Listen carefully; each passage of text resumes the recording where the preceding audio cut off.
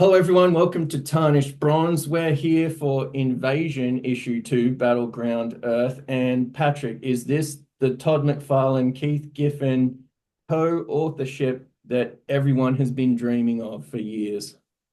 In a Maybe word, uh, one word. Issue two specifically. I'd say that's a no. That's a very diplomatic no. So, Patrick, what has been happening is all of these alien races are getting together to invade Earth. This is essentially the cosmic reboot of the DC universe, or cosmic crisis, as we've started to call it. And Patrick has gone through how there's a lot of relationships with DC lore, Legion of Superheroes lore that is all involved in this, and the advent of the metagene. For new listeners, tell us about the metagene, Patrick. What does that do? So the metagene is something that a certain percentage of Earthlings have that when they are confronted with a crisis that is life-threatening, this gene can activate itself and then enable them to immediately develop superpowers to save their life and then continue to have those superpowers. So think, as I used in this example in the previous one, when Flash was experimenting with his chemicals, or Barry Allen, and it's hit by the lightning. The chemicals splashing on him normally would have killed him or maimed him, deformed him, but instead they activated his metagene, and then he becomes a metahuman. So it's the DC's answer to the mutant, I guess. They're trying to explain all of these accidental heroes that they have, that maybe aren't born with their powers, but when they go through one of these crises, that they become superheroes. So we were poised on the imminent invasion of Australia, and Yeah. this is a If crossover. Yeah, if you're going to take over the world, then of course, where would you start but the Outback yeah, steak? that's yeah so they've gone to the Outback Steakhouse. They're getting some prawns on their steak, and they're getting And I'm blanking on the name of it, but there's some sort of cooked blooming onion. the bloomin' onion. Yeah. So they're real enthusiasts for a bit of a fry up, these alien invaders. And even if you didn't want this, you are treated to page after page after page of recap. As you can sort of see here, this is Todd McFarlane, and it's not his fault. It is just the fact that there are so many tie-in issues and so many things and plot points and multiple books going on and multiple individual books and then team books and so on. We're just getting page and page of recap of old issues. I actually thought issue one read really well. Issue two was a bit of a struggle. And let me Tedious. mention again, it is fan favorite Todd McFarlane and fan favorite Keith Giffen on art, and we're not getting enough of it. It's sort of six or so pages before we get into the new story, right? I And so also think, well, 2 points. One is it's advertised as 80 pages with no ads, but if there's so much recap, I wonder.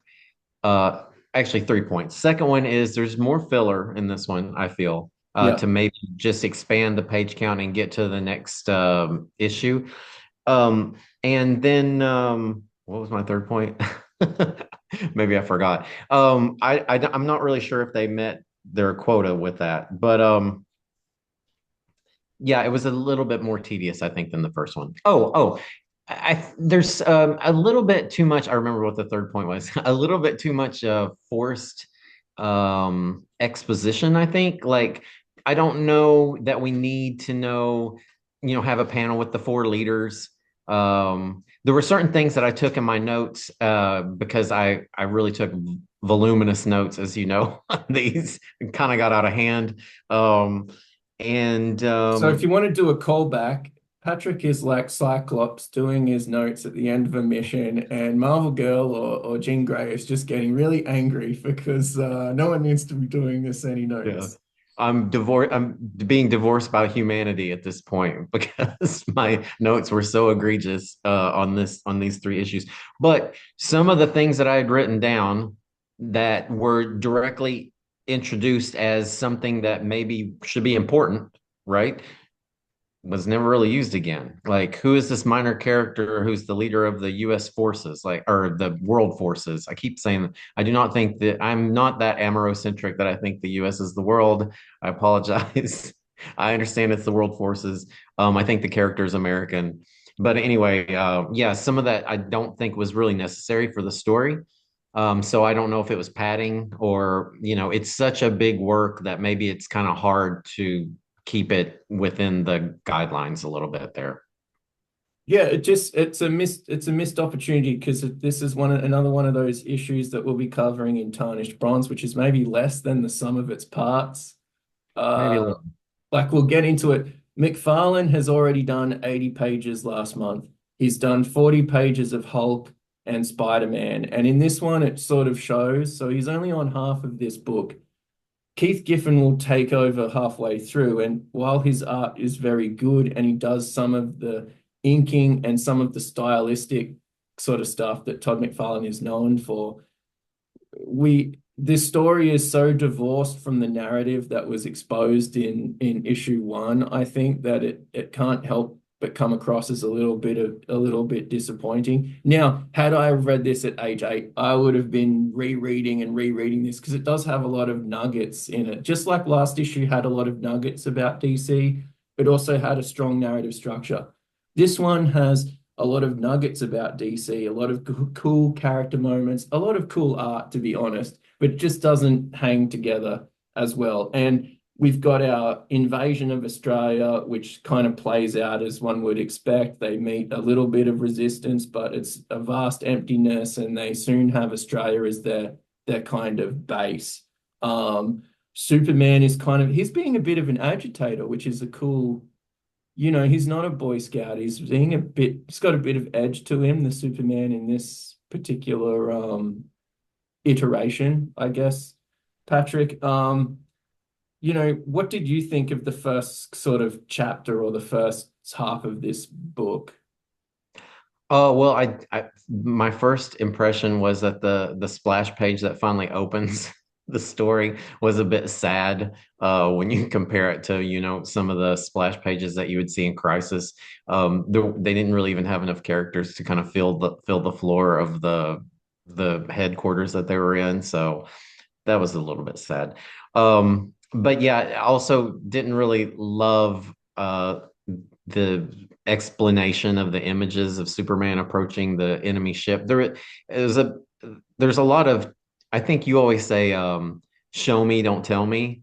Yeah, And there's a lot of telling. Now, one thing I do wonder too, because there were in the flashbacks, what made the flashbacks so long is that there were things in the flashbacks that didn't even happen in the first issue that I think were referring to the crossover issues. So it may have also been sort of editing that, the editing room that was pushing them to do that for sales. I will also point out that I actually did not read this when it came out when I was 14. I read this as an adult for the exact reason that you said, because I knew when I sort of maybe read about it on the internet, this is years ago, but that it helped us reestablish the Legion lore. So for me, one of the main things is, and I won't get into it because it happens in the third book, but it kind of explains why so many of the DC aliens have powers, why a lot of them look like humans. It reestablishes the character that we know as Largand, who used to be known as Mon-El, who is one of my favorites, who now is going to be known as Valor. Where Daxam is in the DC universe. So it was for those reasons that I purchased this and read the series probably in my early 30s, maybe I think. Um, so still quite a long time ago. And I liked it for the exact reason that you said, because it's almost like a illustrated who's who with a yeah. narrative Just that's looking stronger at the in some panel points. here, don't get us wrong, these illustrations are fantastic. It's the story that is sort of being let down by these tangential asides that sort of have to be put in there. Yeah.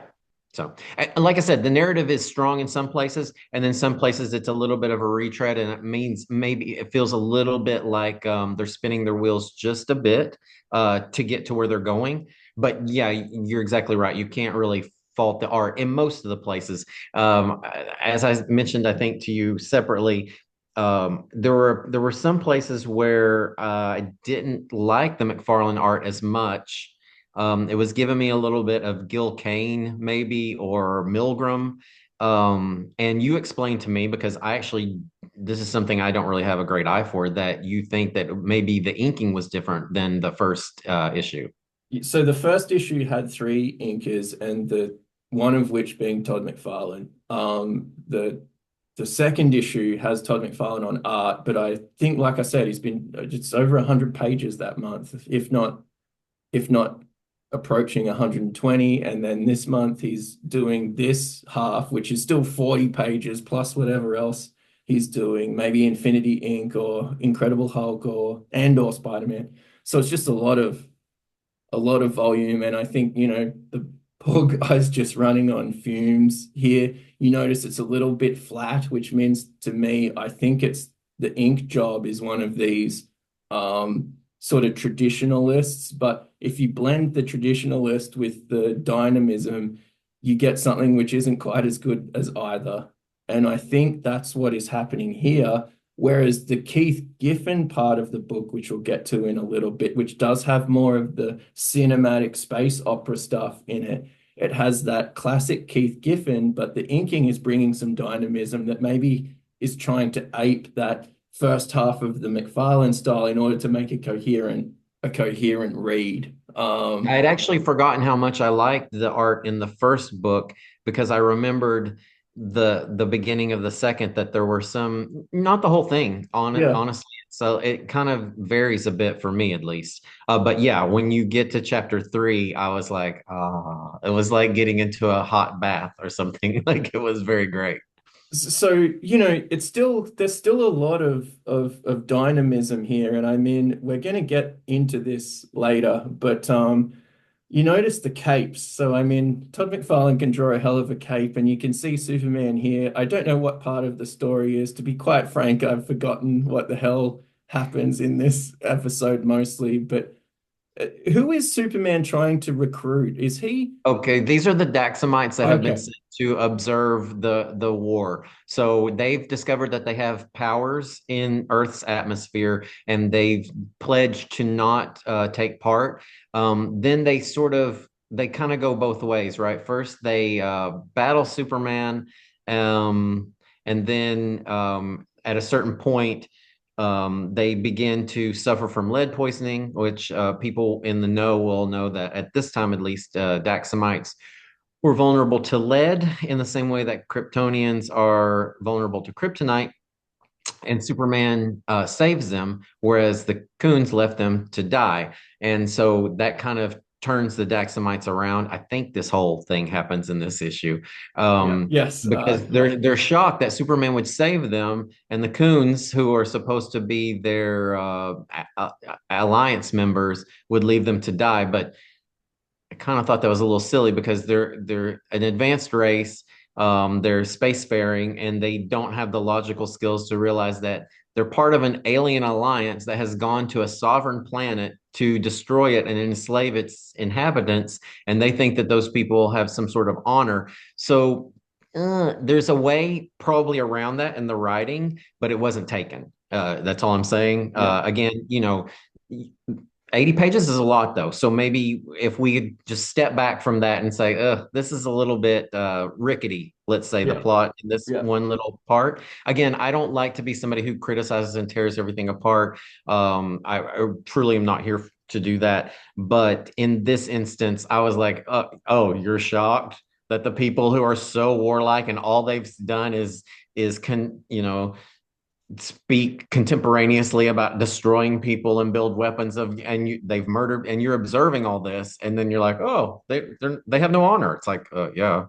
But anyway, so that was a little weak point. So that the they're not going to leave a Midwesterner like Clark Kent hanging, though, these Yeah. Daxamites. So, salt of the earth Clark Kent I gets do them love this Superman shaped. out of this world. So, That's really cool. I don't yeah, know if I even noticed that until just now. That's really cool.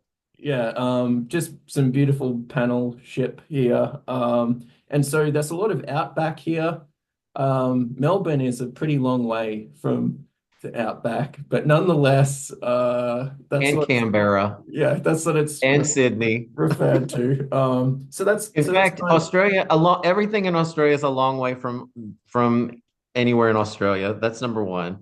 Number two, none of these people are accosted by the millions of creatures that can kill you in Australia. That's number two. And then number three, when they say that they're going to take the battle to the aliens, I don't know if you saw this in my notes. I literally thought that they were going to go to the moon, but they were just going to go to Australia. And I was like, well, at tracks. Like the moon is maybe, you, I don't even honestly like, can you get to the moon quicker than Australia? It probably depends on what conveyance you go in. yeah, So, yeah. It depends on what intercontinental ballistic missile you have access to at any given moment. Yeah, but just so like we're kind of getting at, there's some really great moments here. It's just let down by a lot of churn and a lot of you know spinning of wheels. But one of these great moments has got to be when we get into, whoops, let's just go. So when we get into Keith Giffen now, so he is going to take over the latter half, right? So he's just going to be going really crazy, doing his I mean, Keith some of Giffen tech, his like that. best work, like Yeah. honestly, it's really remarkable. Like, this is like his Legion work turned up to 10 for me. Yeah, I was from the first page of chapter three. It's like, wow, okay. He must have had some time on his hands. Yeah, and this is still 40 pages. So I think Yeah. he must be doing Legion right now. Yeah, just really considered stuff, and he's kept the McFarlane designs. I actually like Keith Giffen's Dominator. Um, it's kind of like the more clean cut one, as opposed to the one that McFarlane draws is like the more ramshackle version of the Dominator. He's drawing the one that has the nice, you know, the the nice beautician. It's kind of really good, really great sort of paneling, and he can pace his stuff out himself. There's a lot of it's not grid stuff, but it's sort of proto grid. It's very well demarcated, these panels. So McFarlane sort of shakes it up a little bit. Now we're a bit more rigorous with Keith Giffen. And to be honest, the back end of the story, even though it's hampered by a lot of these weird tangential asides, like in the last chapter we had Captain Boomerang pop up. We've got all these old Charlton characters pop up. I think Captain Atom is in Justice League right now, but he sort of pops up and takes on a leadership role. I don't know if he's Canadian. It might just be his stupid symbol that he has. Like, It's the worst. The thing is, he actually looked better when he was in the old Charlton comics. Like you said, the I worst think, sin, I yeah, don't understand why they can't just draw the Atom like the old Atom character, like the, with the electron paths. They yeah, just yeah. make it a big blob. I don't I don't understand that. He's actually a really cool character in terms of power set and whatnot. But I don't really like the way he came out looking in this series. And so is this the episode, this chapter 3, where we get the actionable threat? So there's in the backstory, there's a researcher in the Dominators, and he wants to move up the food chain. He's discovered the meta gene, which is what gives a large fraction of humans their powers. And now he's going to unleash that. But there's a little bit of a spanner in the works, right? Where that might come back to bite the Dominators in the ass a little bit, although it looks like they're going to be pretty successful with this meta bomb technique, right? Yeah, they're going to use the gene bomb to negate the metagene for the entire Earth. And so this should make the no future powers, right? First of all, and also the people who I guess their metagene has already been activated, it will deactivate it, I guess. I think if I recall, what ends up happening is a lot of their powers kind of go wild, haywire, and before they lose their powers. So first they kind of like their powers freak out. So yeah, and he decides that nobody's going to listen to him, so he's just going to do it on his own. But Yeah. meanwhile, Vril Dox and his team that will eventually become Legion, Legion, have initiated a riot and they've infiltrated what has been referred to as the Black Module, and that's been holding the metahuman prisoners that survived the blast field, I think it was called in issue one. So they've referred to the Black Module multiple times, like a lot of foreshadowing. Like I said, 80 pages, you have a lot of foreshadowing that you can fit in there. And that's finally come to fruition. And Keith Giffen also uses this battalion of Daxamites that have decided to switch sides. They're coming to the defense of Earth, which is a little bit reminiscent of the Daxamites that Darkseid uses in the Great Darkness saga, which Keith Giffen also worked on. And so, as I said, Keith Giffen, like all great artists from Mozart to Mariah Carey, is doing a little bit of ripping off of himself. And there's nothing wrong with that. If it works, don't fix it. So, Yeah, and they're really getting we actually get pretty much the resolution in yeah. this issue. And the next one is kind of, I think, set up for these spin-off books that are going to happen later down the line. So one thing I wish happened here is I appreciate the conclusion and the but issue three. So issue three we'll get into next, obviously. And I think it's quite a cool conceit to have the alien invasion wrapped up in issue two and the sort of consequences of this go in its whole own issue. But I just think we could have just done more with the actual story as presented, not have any of the background story, maybe done a 64-page special, had the same art team or Keith Giffen do the space stuff, Todd McFarlane do the interior stuff. I would have been keeping the same art team and maybe letting a fill-in do the third issue, which is eventually what happens. But this 80 pages just seems a crazy amount of stuff. I mean, like I said, it's value for money. If I was a kid and I bought this, I would have read it and read it and read it. But Patrick, I got tired reading this, Yeah. and I You think that almost is the tarnish in Tarnished Bronze Age, right? Like you I'm almost rolling feel out. like if it was a normal story without all the exposition, explanation, and establishing this is who the Okarans are. This is who, this person is. We have four Green Lanterns that have rings that work. It probably could have been a tighter, better story in three normal size issues, or like you said, maybe a 64. So I do think it suffers from that. If if you have the time, if you're laying on the beach and you don't have a lot of deadlines breathing down your neck, maybe it's a little bit more of a leisurely read. But yeah, it did get a little tedious. And I do think it is a bit odd that it does seem to sort of um to wrap up in a way at the end of this episode with a very cool twist, which you know what? I wrote about it in my notes, but let's not even mention what the twist is. But there's a twist at the end of this issue that was actually super surprising. I had read the book before, but it had been years, so I forgot. It's seemingly minor, even though it is sort of how it's very important to the story. But you could see how you maybe wouldn't remember. But I was 100% thinking, what the hell is going on in this story? Like, I have no idea.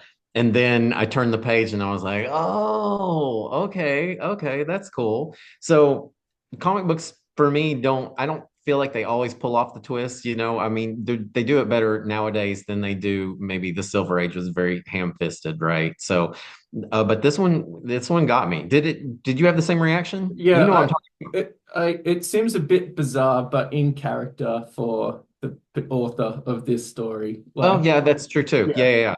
But I definitely was like, what? The characters were confused. I was confused. Everybody was confused. And then, oh, okay, okay. So, and that was probably my favorite part of this issue for sure, yeah. because I like getting tricked. So I was like, oh, okay. Yeah, so another impetus that you could have done a whole new different team on issue 3, which is done anyway, but you could have truncated this. The greatest hits of issue 2 would have been great. It's the filler that really lets it down. We are Tarnished Bronze. You can follow us, subscribe. We have a lot of coverage kind of coming up down the pike, including issue 3 of Invasion very, very soon. How will we wrap up a thing that is already wrapped up, Patrick? You'll have to stay tuned to find out. So we will see you on the next episode.